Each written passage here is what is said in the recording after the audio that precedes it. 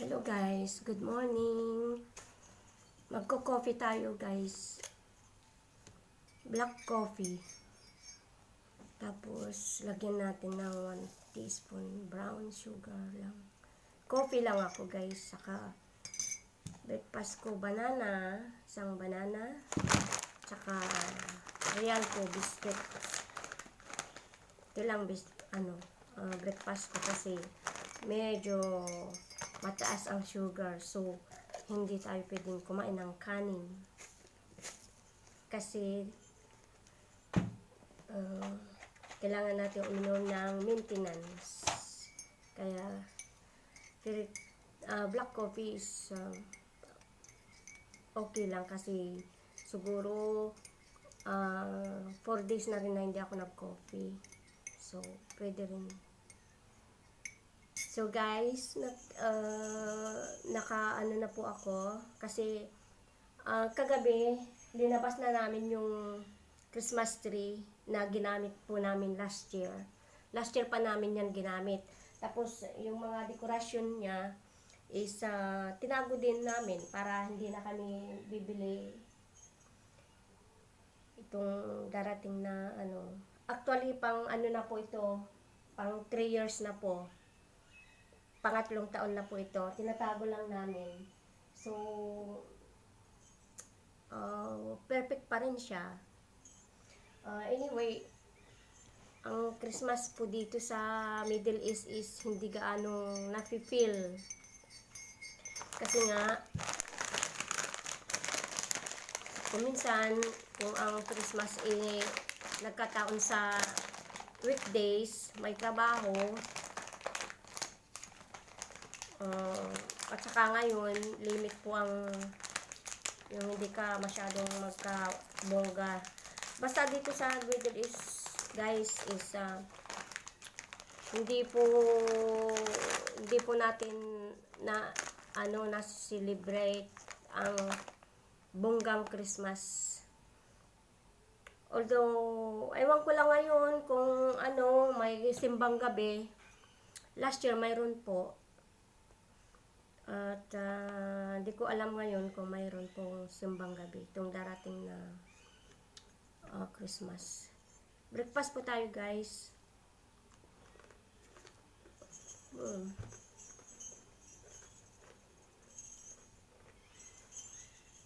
Yan.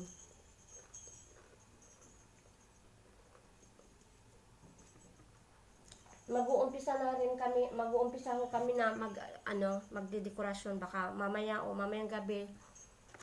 Basta i-update, papakita ko rin po kung maganda ba yung pagka-dekorasyon niya o ano.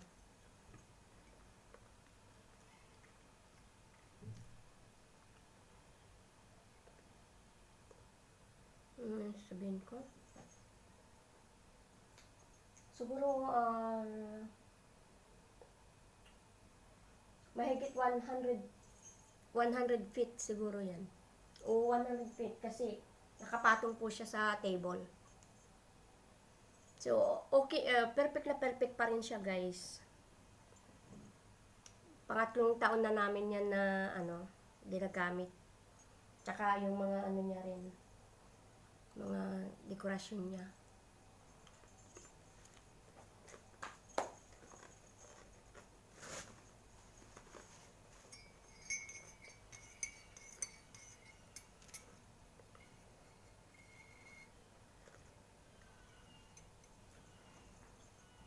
Tulog pa po si Chloe. Mamaya magigising na yan.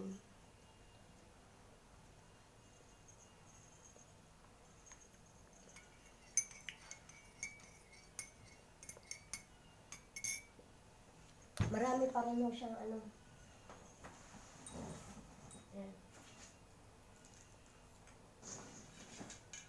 Mayroon pa kaming Santa Claus. Mayroon pa kaming old Santa Claus. Gusto ni Chloe ito.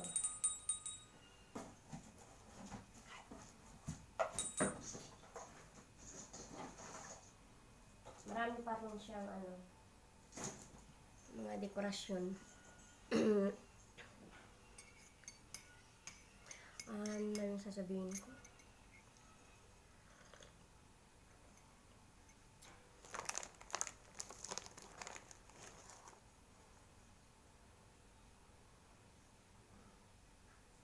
Nawala sa isip ko yung sasabihin ko. Yung ano pala guys, yung ang Christmas dito, hindi katulad nung unang nung mga nakalipas na taon na kasi noon marami akong mga kaibigan na nandito at nakakalabas din sila sa pag Christmas. Pero ang most of them is nag-for good na sila, so medyo parang ilan na lang kami na iwan dito, tapos yung mga iba is hindi na rin po sila basta-basta nakakalabas. I mean, yung mga iba kong mga kaibigan dito is may mga sariling pamilya din po dito, so itong nangyaring pandemic ngayon is siguro is kanya-kanya na lang muna kami, hindi katulad ng mga nakaraang taon na may gathering kami, may Christmas party kami, may exchange gift kami. Pero ngayon po siguro baka wala na. Yun na lang, baka bati-bati na lang sa message, sa text na lang siguro ang batian. Tsaka parang sa Pilipinas din kung minsan Christmas na Christmas, may bagyo, may mga calamity na nangyayari. So parang nakakalungkot na Christmas na Christmas maraming problema. So kaya ang panahon talaga is nagbabago. Hindi katulad noon nung kabataan pa namin na pag doon sa Pilipinas, kahit na wala kaming pera, malayo pa ang Christmas, pinaghahandaan na ni nanay na huwag kayong masyadong magastos para pag sa simbang gabi o kaya yung mismong 25, yung Christmas Eve, may ihahanda kahit kaunti lang. Ang saya sa bahay kahit ano. Pero nung nung bata pa kami, nung dalaga pa ako, yan, na ano ko yan. Nung buhay pa si daddy, buhay pa yung father namin. Kahit na mayroon kaming, kung minsan yung doon sa lugar namin, doon sa baryo namin, lahat ng mga doon nagko-contribution para lang ma-celebrate po yung Christmas party, saka New Year. Pero bigla na lang alam mo yun, kaya sa din, nagbabago rin talaga yung ugali ng tao, no? Kung nagbabago yung ugali ng tao, syempre nagbabago rin yung panahon.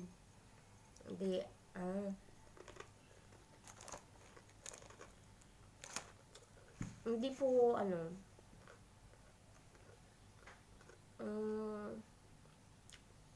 last year may simbang gabi pa.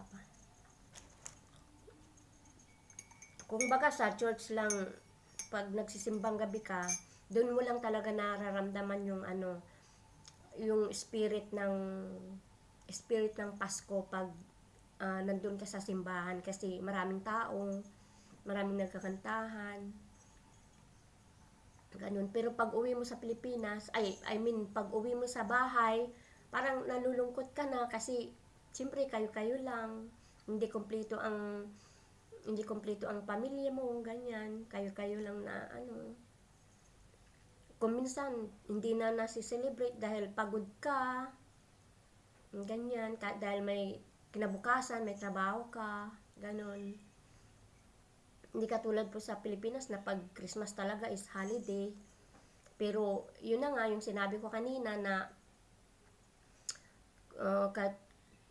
araw mismo ng Christmas is may mga nangyayaring hindi maganda, katulad ng yun na nga, yung mga bagyo, yung mga basta ito mga nakaraang taon hindi po maganda ang Christmas, no? Pero dahil po may bata, kailangan lagyan ng dekorasyon para siguro mamaya pag kasama namin siya na magdidekorasyon, siguro magulo. Pero mabait naman si Chloe. Ayan. Baka siguro paglagyan mo ng mga ball sa dyan sa baba, baka hilahilain niya o kanya naman talaga yung bata eh. Pero okay lang. Malapit na ang Christmas, wala pang pera. Sana magkapera ako. Sana lahat tayo bibigyan ni Lord ng magandang regalo. Pero okay lang, wag na yung mga material na bagay. Ang wish ko lang is nasa magandang kalagayan tayong lahat. Malayo sa sakit at disgrasya. At sana wala hong bagyong darating sa Pilipinas, wala hong mga calamity na darating para kahit papaano maramdaman naman na yung Christmas na masaya. No? Sana pagdasal natin na wala nang darating na mga kalamidad sa Pilipinas, lalo na itong Christmas. Hindi nawawala yung natural disaster, pero sana mild lang, sana yung okay lang, yung walang namamatay, yung walang nalilipad na bahay, ganun.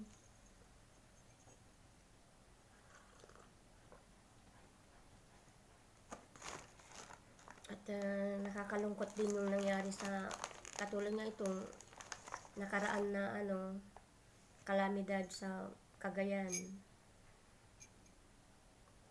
I hope na unti-unti silang makabangon at marami rin mga Pilipino na nagbigay ng tulong sa kanila. At sana hindi sila magsawa na lalo na yung mga nandito sa mga abroad na magpadala ng mga donasyon sa kanila. Ay, nako. Namimiss ko na ang mother ko, saka yung mga anak ko sa Pilipinas, yung mga apo ko. Kasi ilang Christmas na hindi ko sila nakakapiling. Nakakamiss.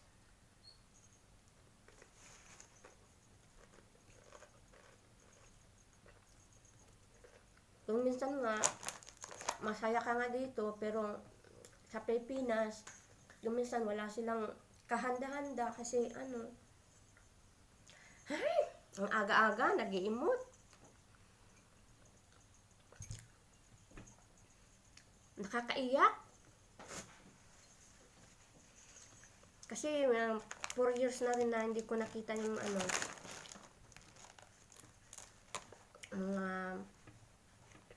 relatives ko. Noon, yung last na bakasyon namin is 2016.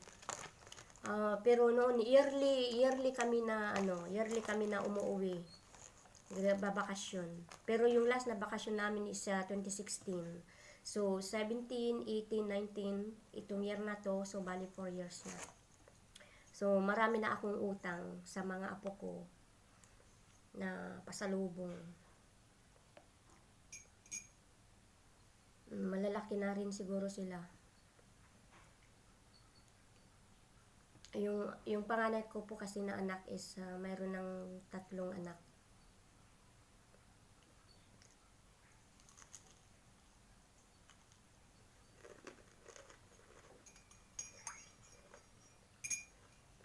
Sa bunso ko si Ayan dito. Si Ayan kasi is dito pinanganak. Kaya dito na rin siya nag-aral habang nandito kami. Habang may trabaho pa yung mister ko. Dati, may trabaho naman ako, kaya lang, nung nag-aral na si Ayan, syempre, nung lumabas si Ayan, saka nung nag-aral na ng kinder, first na niya sa school, hindi na ako nagtrabaho, pali part-time na lang. Kasi nga, siyempre yung mag-aalaga sa kanya, ganun, maghatid, magsundo sa school. Ganun din yun pag mag-hire ka ng maghatid, magsundo, babayaran mo din. Kung halimbawa yung sa sweldo ko kasi maliit lang, pupunta rin lang doon lahat. So why not ako na lang, 'di ba?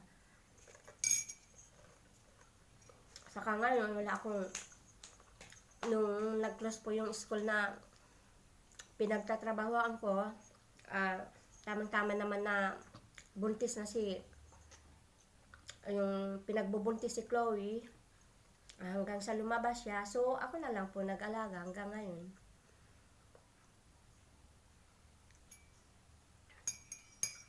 Ayun.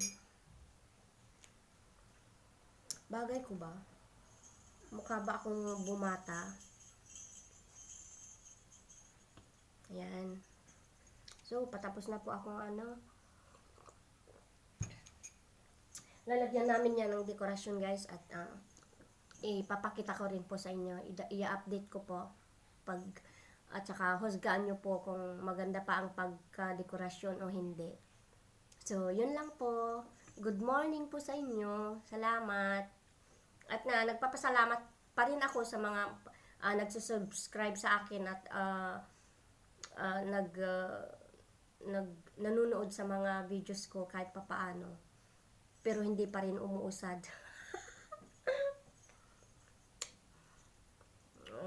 Siguro mahaba-haba pang ang paghihintay.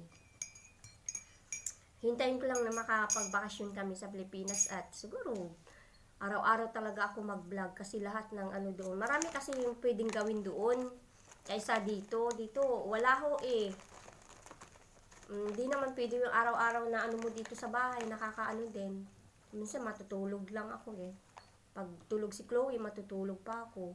Tapos pag dumating na yung yung mami at daddy niya, doon na rin lang ako sa kwarto, hindi matutulog na rin lang ako, yung iPad, cellphone, ganun, parang nagpapahinga din. Parang tamad din ako pero pag sa Pilipinas, talagang marami ka talaga pwedeng gawin. Pwede kang mamingwit, pwede kang mag-ihaw-ihaw, punta sa bukid, punta sa bayan, kumustahin mo yung mga relatives mo doon sa baryo-baryo. O diba? Kung pwede kayo mag-beach, ganyan. Ang bahay namin sa Pangasinan is malapit sa beach. Malapit sa marami pong beach doon. Tawid ka lang ng karsada, dagat na. Meron din yung mga pang-social na mga beach. Malapit din, pero syempre magagastos ka, ganyan. So yun guys, maraming salamat sa panunood. Thank you.